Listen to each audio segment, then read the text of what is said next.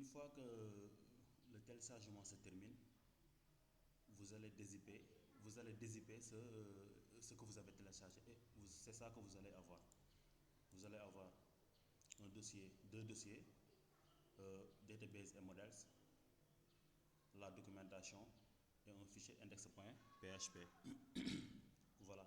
Donc maintenant, à partir de là, ce que vous allez faire, vous allez vous rendre, vous allez vous rendre au niveau de votre, soit si vous utilisez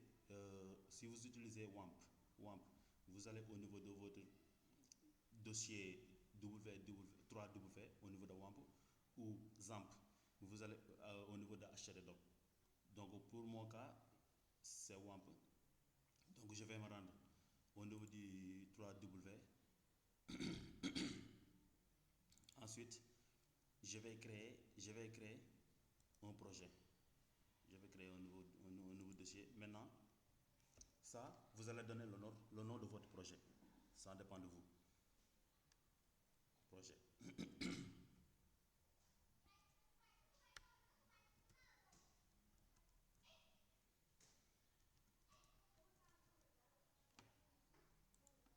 Ensuite, vous allez l'ouvrir et coller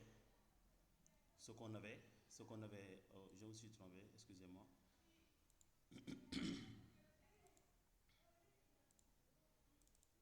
Donc, je vais prendre ces deux dossiers et l'index.php.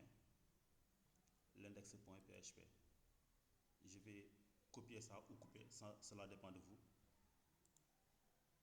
Ensuite, je vais retourner au niveau de mon projet, project name. Ensuite, je vais coller ça ici. Voilà. Une fois terminé, ce que vous avez à faire maintenant, c'est de l'ouvrir au niveau, de votre éditeur de texte préféré. Donc j'utilise, comment dirais-je, VS Code. Donc je vais l'ouvrir au niveau de VS Code. Code point.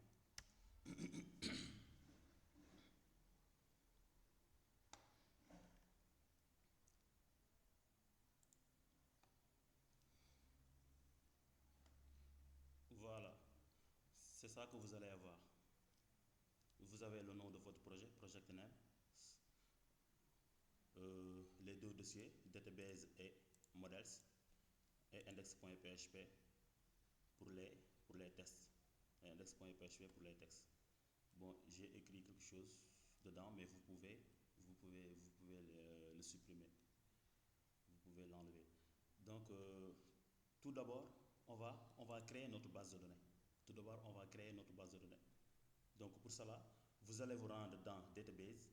Vous allez vous rendre dans Database et vous y trouvez un fichier config.php. Vous allez l'ouvrir. Au niveau de config.php, vous allez donner le nom d'utilisateur root. Cela dépend de vous. Vous allez donner ici l'essentiel, vous allez donner votre nom d'utilisateur qui va vous permettre d'accéder au niveau de MySQL. Donc le nom d'utilisateur ici vous allez mettre votre mot de passe, ensuite host, localhost et dbname, vous allez mettre ici le nom de votre base de données. Voilà. Donc ici, je vais donner testdb comme nom de base de données. Donc pour mon cas ici, c'est admin. Donc le mot de passe, je vais le donner après quoi, parce que bon. En tout cas, vous allez donner ici votre mot de passe. Si vous n'avez pas de mot de passe, vous le laissez à vide. Vous le laissez à vide.